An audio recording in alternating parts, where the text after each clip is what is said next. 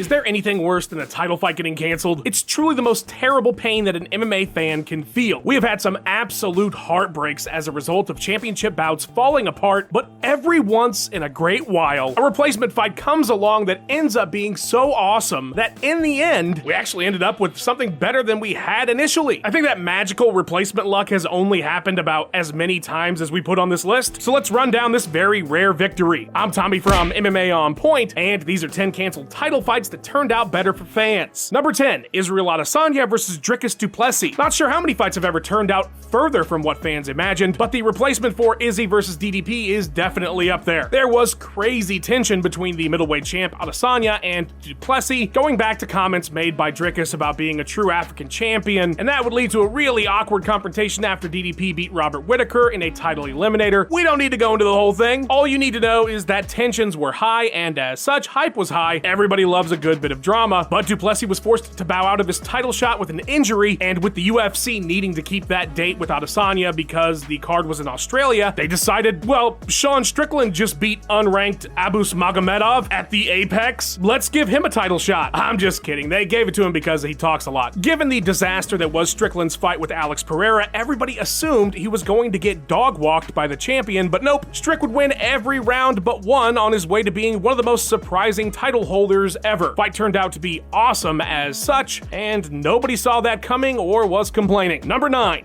TJ Grant versus Benson Henderson.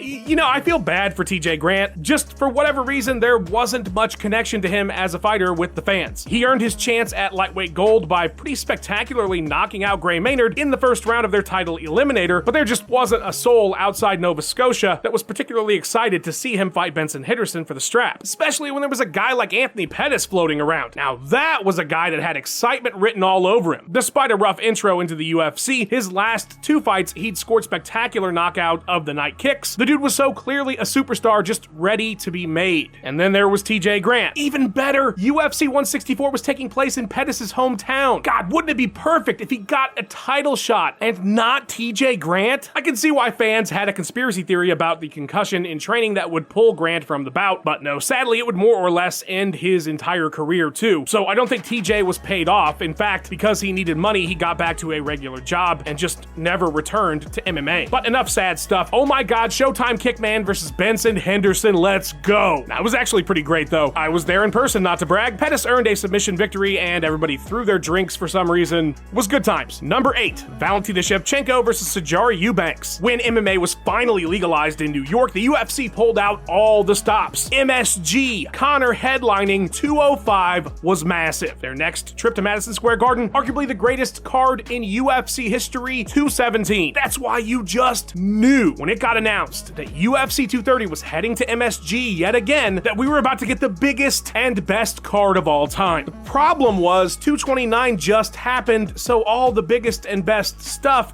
they used it all up. But hey, that's okay, New York. How about Valentina Shevchenko versus Sajari Eubanks for the vacant flyweight title that kinda exists because of Tough, but not really? Yes, believe it or not, that was actually the fight they announced to headline that show. Wow, that sucks tremendously. I'm assuming at that point fans were giving the UFC money to leave town instead of buying tickets, so they said, well, shit, okay, how about Daniel Cormier versus Derrick Lewis to headline instead on short notice?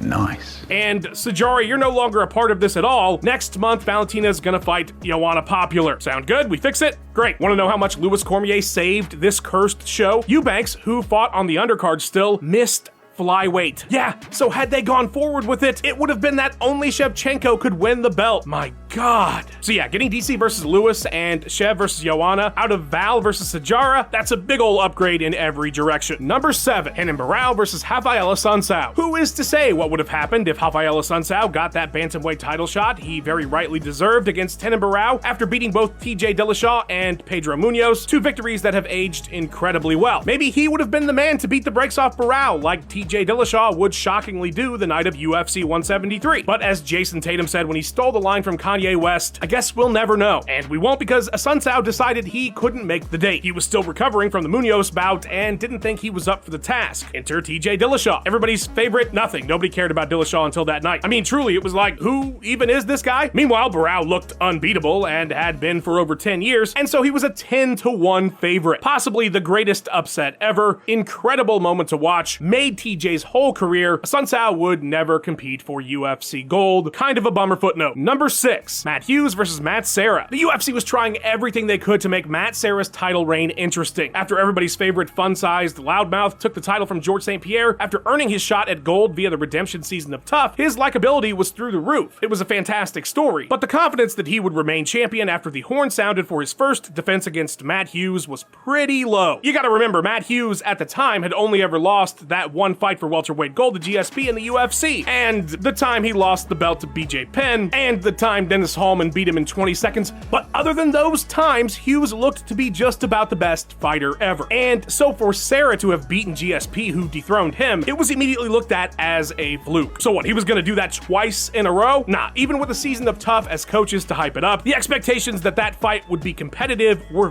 very, very low. So with Serra having to pull out due to a back injury, an interim title fight between Hughes and St. Pierre felt like the perfect redemption bout for the two guys who were seen as the best in the division. Not to mention, it was a trilogy fight to settle their rivalry. Just any way you looked at it, this was better. GSP would, of course, earn interim gold that night, go on to destroy Serra to reclaim the real gold, and then Serra would get that fight with Hughes and lose that too. Tough times for Matt Serra. Number 5, Vanderlay Silva versus Kazushi Sakuraba 4. I don't know how anybody breaks 2 ribs 3 days before an event, but I'm sure glad that Sakuraba did. I know that sounds fucked up, but it's honestly preferable to what would have happened if that dude had to step into the ring again with Vanderlay Silva. What was Pride thinking? 4th time's a charm? No. First fight, brutally finished. Second fight, doctor stepped in. Third fight, brutally finished. We really did not need to see this fight a 4th time. And it wasn't like none of those were for gold. The second one was. And if you count the Saku belt, then the first one was too. But you know how it was in Pride. Kazushi was a legend. Everybody loved him. He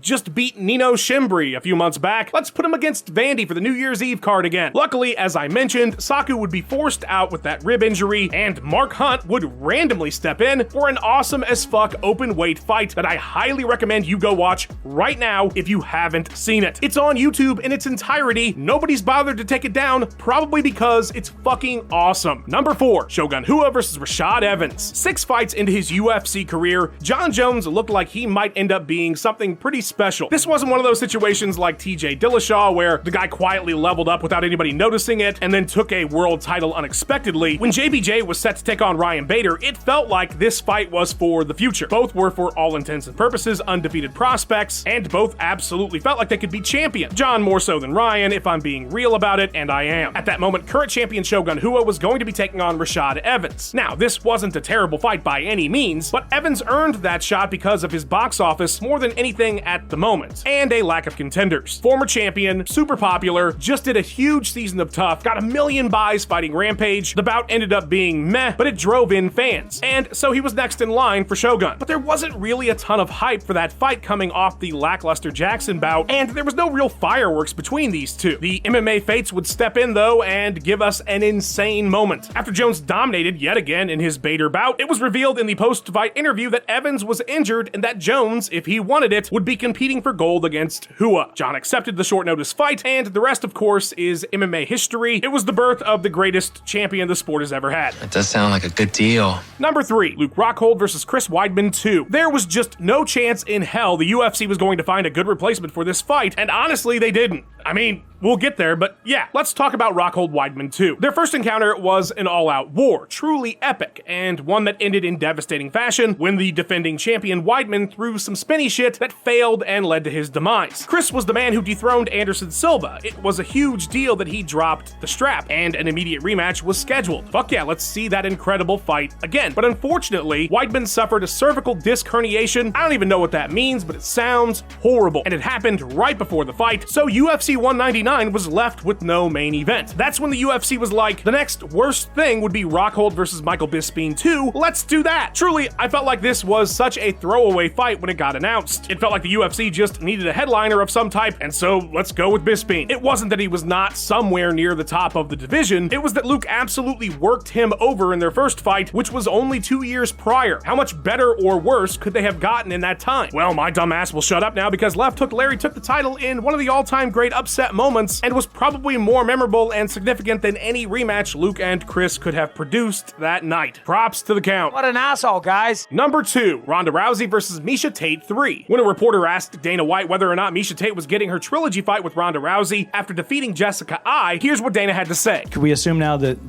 Miesha is next in line 100% for sure? Yeah, she is. She has worked her way back to Ronda Rousey. Pretty definitive answer by Dana there. 3 weeks later, Ronda went on Good Morning America to announce that she would be fighting Holly Holm next. Well, alright then, fuck you, Miesha Tate. While I'm not sure anybody expected Tate to win in their trilogy fight, there was no doubt that the intrigue over their rivalry was real, and something that fans would have been good with watching. Holm, who only had 3 UFC bouts at the time, was hyped up as this serious threat by Rousey and the UFC, but most fans weren't buying it and assumed it would be business as usual. It turned out not to be, and ended up being one of those all-time great octagon moments, but we didn't know that at the time, and Tate getting the shaft for no reason that anybody has ever been able to give an answer on seemed like a bummer and a surprise initially. Number 1, Conor McGregor versus Rafael dos Anjos. This really did feel like the fight that everybody wanted to see at that moment. Conor McGregor couldn't have been any hotter, couldn't have felt more invincible after his 13-second demolition of the greatest featherweight ever, and now he was going to move up a weight class to hold the second title. It was going to be as legendary as the El Chapo shirt that he wore to the press conference promoting the fight, but those MMA fates would intervene in the coolest fucking way possible. RDA would break his foot and pull out of the fight, something Conor criticized his opponent for despite his broken foot being a major narrative related to his loss to Habib, and a broken pinky toe being the reason he would not be fighting Michael Chandler. But who's keeping score? No one's keeping score. I am. Anyway, on 2 weeks' notice, the UFC threw Nate Diaz at McGregor, who had recently very famously called Conor out in the greatest post-fight interview of all time, and to the Irishman's credit, he agreed to do the fight and do it at 170. Both these guys were crazy as fuck. The build to this one was short, but absolutely legendary, and by the epic conclusion of the fight with Nate getting the upset win, nobody gave a single fuck about RDA anymore. Conor would go on to get that title in another replacement fight that was better for the fans if we're being honest with ourselves, when he stole Habib's spot against Eddie Alvarez to headline that massive first ever MSG show. But don't fight me for saying that, please. This is #1 bullshit. And don't fight the editor of this video, Max Randall, either, because you will lose. Please follow him on all his socials and go check out his awesome YouTube channel. I want to give a huge thank you to our channel members. Your support really does do a ton to help the channel out. Fight fans, hit the join button, become a member too. There's a single low price and you get exclusive content. Like and subscribe, or UFC 230 will revert back to Shevchenko versus Eubanks. Leave a comment about your favorite happy accident replacement main events, and thank you all so much for watching. See you next time.